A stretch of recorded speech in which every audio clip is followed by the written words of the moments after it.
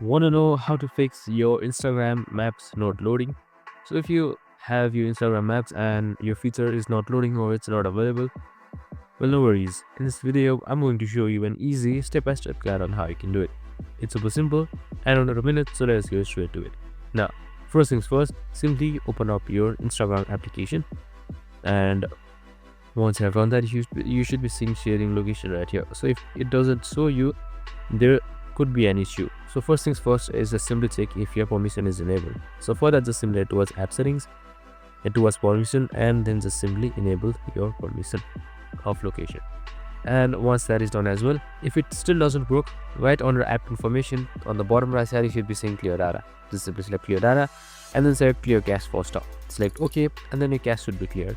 And once that is done, you can just simply open up your Instagram application and check again, and that should work. If none of this work, you can just simply reinstall your application or clear all data.